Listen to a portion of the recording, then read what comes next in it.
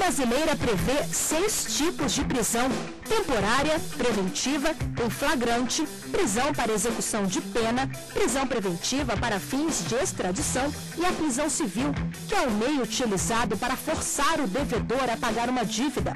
Esta última é admitida pela Justiça brasileira apenas em casos de devedores de pensão alimentícia. Mas e quem deve a alguém ou alguma empresa deve ser preso? Eu acho que não, jamais. Vai ser preso porque não pode pagar. Vai que ele não trabalha, está desempregado. Ele tem culpa? Não. Não pode. Isso já aconteceu comigo, eu perdi o emprego e eu fui lá, negociei e graças a Deus consegui pagar as contas tudo.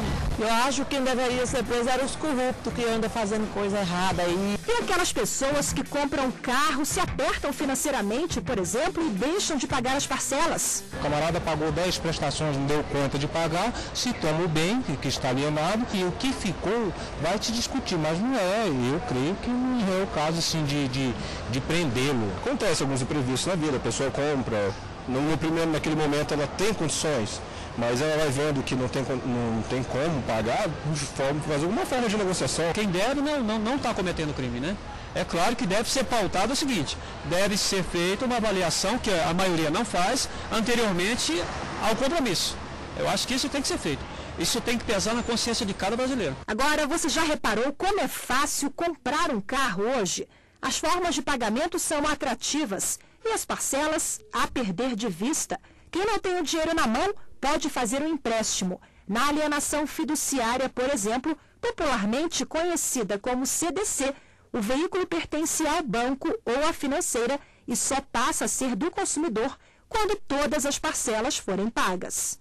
E se o bem não for quitado ou devolvido, o depositário passa a ser considerado infiel. Até 2008, a prisão desses devedores era admitida pelo ordenamento jurídico brasileiro, mas a partir deste ano, esse tipo de prisão civil foi proibida pelo Supremo Tribunal Federal. A decisão foi durante o julgamento de 2 recursos extraordinários e um habeas corpus. Os 3 processos discutiam a possibilidade da prisão do chamado depositário infiel em contratos de alienação fiduciária. E é esse grande julgamento que você acompanha a partir de agora.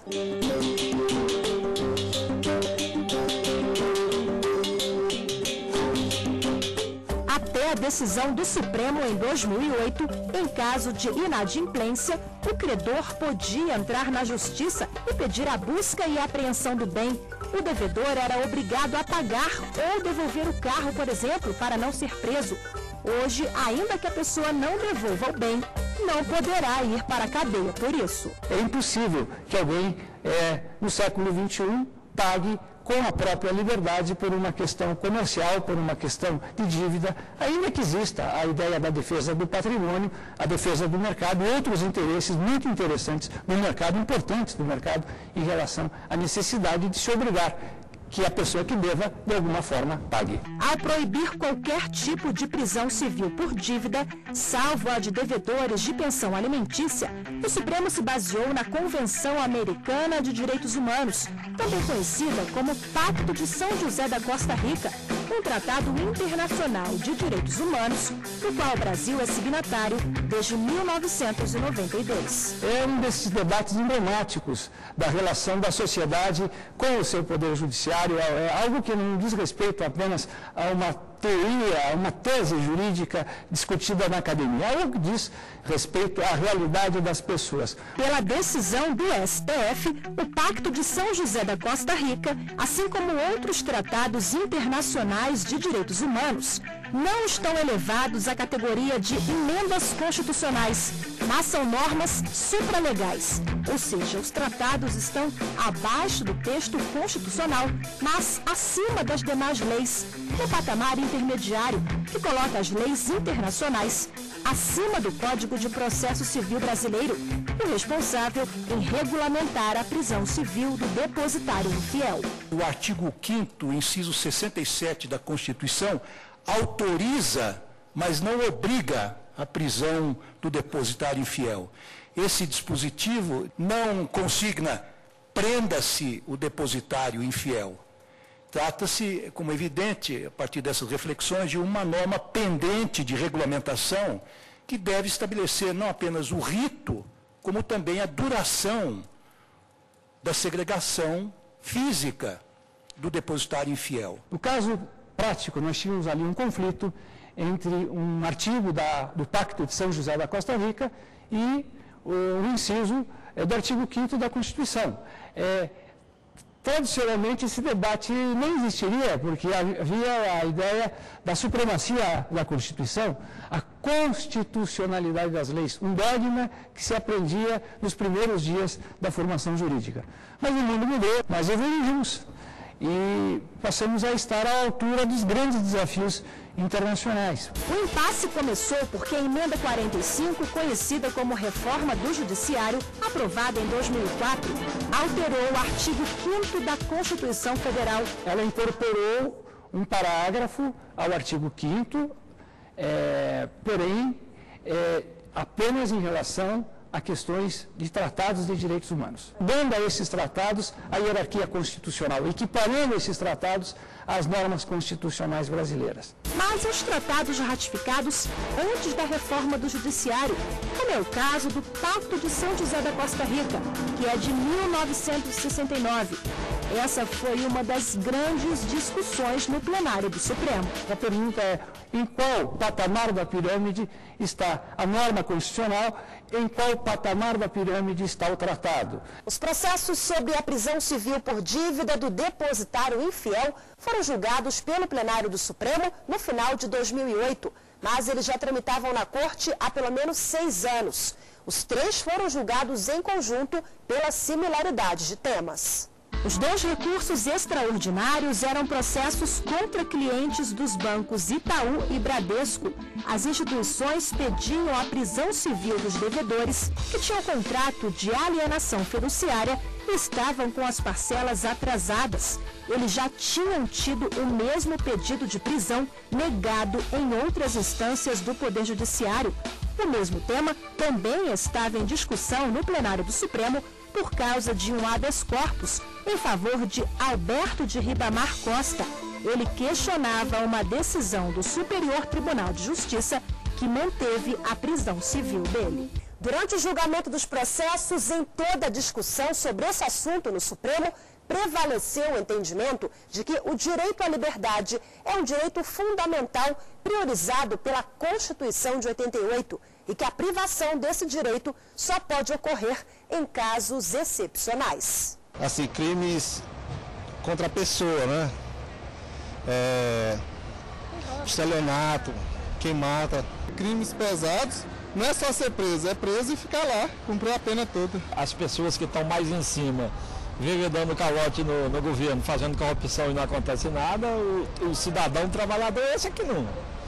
Eu acho que você deve arrumar outra fórmula, né, dele quitar a sua dívida, né? Vamos agora para um rápido intervalo, mas não saia daí porque no próximo bloco você vai ver o uso de uma estratégia jurídica para efeito de pagamento de dívida recair sobre o corpo humano é uma das mais graves ofensas à dignidade humana. Se a figura absolutamente desproporcional e irrazoável, a meu ver, não atinge os seus objetivos, além de ser ofensiva ao princípio da dignidade da pessoa humana, que é um dos postulados basilares do nosso sistema constitucional.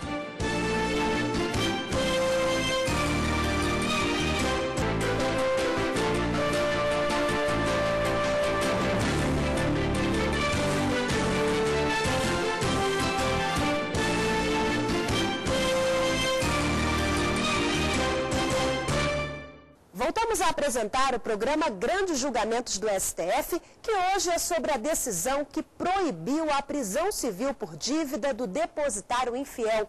O tema foi julgado pelo Supremo em 2008, na análise de 3 processos que questionavam esse tipo de prisão. A discussão no plenário foi baseada em tratados internacionais sobre direitos humanos, entre eles o Pacto de São José da Costa Rica, ratificado pelo Brasil em 1992. A convenção proíbe no artigo 7º a prisão civil por dívida e autoriza apenas que devedores de pensão alimentícia sejam presos. E não há nada na legislação infraconstitucional nesse sentido, sobretudo nas regras do Código de Processo Civil.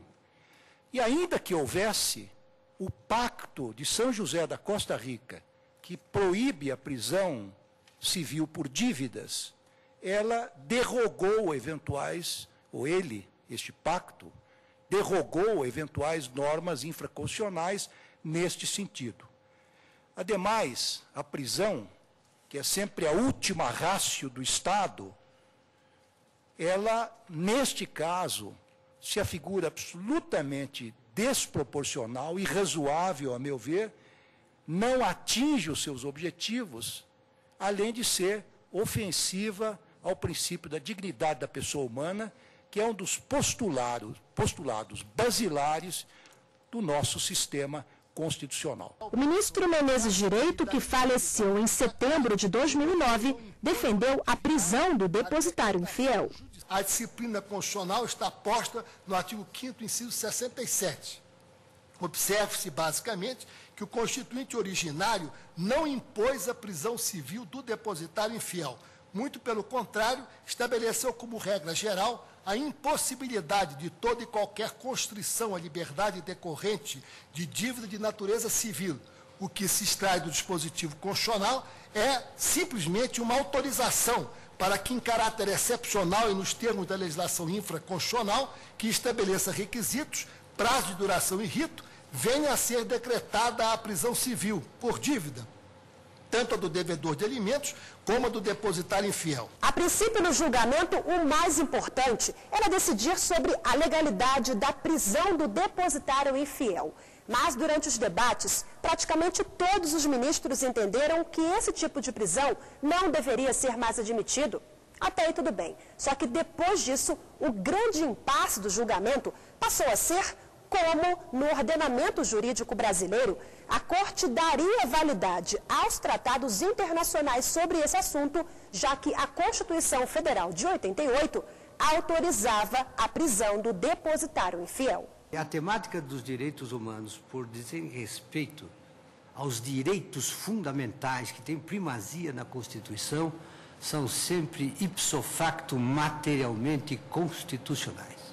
E que é possível extrair da conjugação dos parágrafos 2º e parágrafo 3º que o que nós temos é pura e simplesmente uma distinção em relação aos tratados que não têm o status de emenda constitucional, que são materialmente constitucionais, e os do parágrafo 3º, que são material e formalmente constitucionais. A mim parece que esses tratados integram o chamado bloco da constitucionalidade. Faço essa observação única e exclusivamente porque, sendo assim, caberia tomá-los como parâmetro para o controle de constitucionalidade. E essa foi a grande discussão no julgamento. Que status dar aos tratados internacionais que foram ratificados antes das alterações trazidas com a emenda 45, conhecida como reforma do judiciário?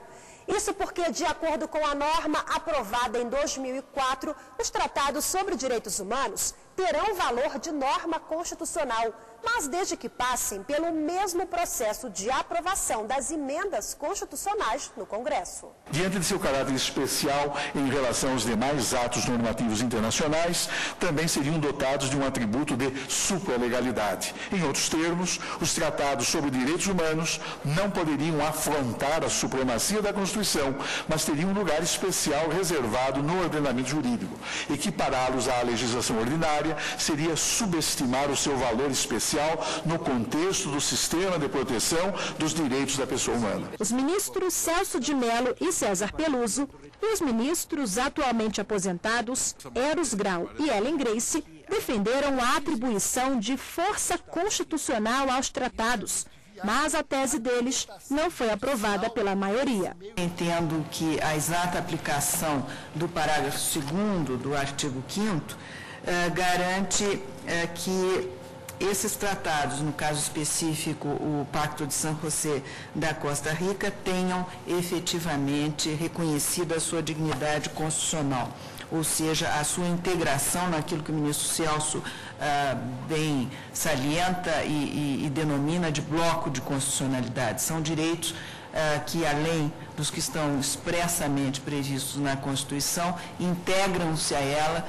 por compromisso nacional. O entendimento predominante de que os tratados têm valor supralegal partiu do ministro Gilmar Mendes. Ele entendeu que seria um risco para a segurança jurídica equiparar à Constituição os textos dos tratados e das convenções internacionais sobre direitos humanos, em que o Brasil é signatário. Mas eu fico a imaginar a confusão, eu diria até a Babel que nós podemos instaurar. Primeiro com a pergunta sobre se determinado tratado é tratado de direitos humanos. Por outro lado, teríamos que reconhecer que esses tratados passam a integrar o catálogo de normas constitucionais com todas as consequências, inclusive no que diz respeito ao controle de constitucionalidade abstrato, onde impera o princípio da causa petende aberta, com a necessidade de aplicação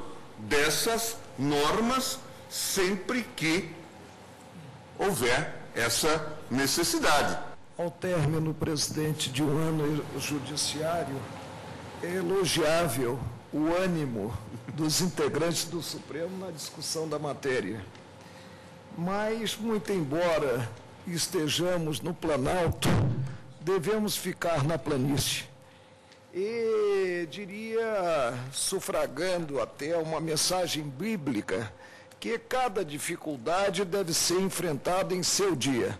Trouxe um voto, presidente, de página e meia, porque compreendi que em jogo se fazia nesse processo, consideradas as balizas objetivas desse processo, apenas a indagação da derrogação da legislação ordinária pelo Pacto de São José da Costa Rica. Reafirmo, presidente, esse voto e, portanto, adoto aqui a economia e celeridade processuais, o máximo de eficácia da lei com o mínimo de atuação judicante. O uso de uma estratégia jurídica para efeito de pagamento de dívida recair sobre o corpo humano é uma das mais graves ofensas à dignidade humana. A decisão do Supremo que proibiu a prisão civil do depositário infiel alcança todas as modalidades de depósito. Não importa o título jurídico pelo qual se agride a dignidade humana, se é por força de uma dívida de caráter contratual, se é por força de uma dívida decorrente de uma postura do munus de depositário dentro de um processo, em quaisquer desses casos, a meu ver, em quaisquer desses casos, a admissibilidade da prisão civil, salvo a hipótese constitucional do inadimplente de obrigação alimentar, a meu ver, é sempre um retorno e um retrocesso ao tempo em que o corpo humano era corpus vilis. Isto é, podia ser objeto de qualquer medida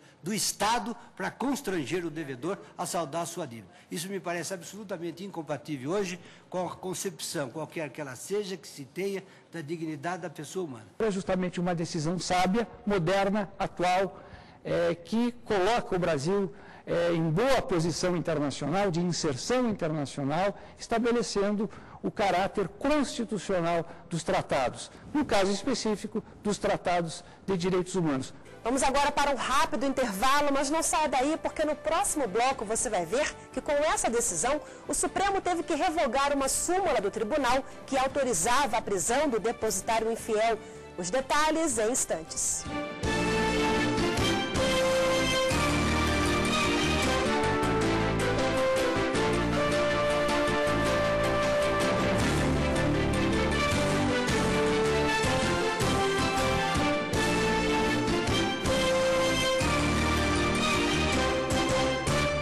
Você acompanha no programa de hoje a decisão do Supremo de 2008 que determinou o fim da prisão civil do depositário infiel. A Corte entendeu que a partir de agora só podem ser presos os devedores de pensão alimentícia.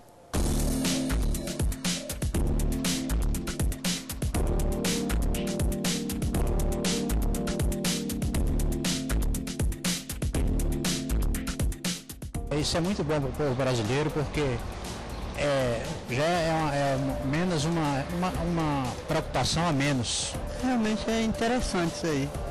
Eu acho que é válido, né?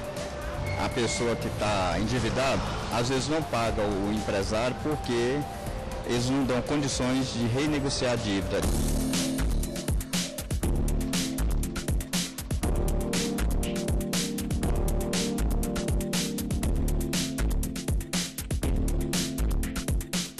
Com essa decisão, o Supremo revogou uma súmula interna, a 619, que autorizava a prisão do depositário judicial no próprio processo em que se discutia a dívida, independentemente de outra ação de depósito. Essa ideia foi sendo superada com o crescimento da concepção do caráter sacrossanto da liberdade, do caráter transcendente da liberdade, tutelada pelos direitos humanos. E depois da decisão do Supremo que proibiu esse tipo de prisão, fica agora ao encargo do legislador definir um mecanismo tão eficiente que pressione quem compra a pagar e proteja o credor. Mesmo a prisão do devedor de alimentos está na contramão da história.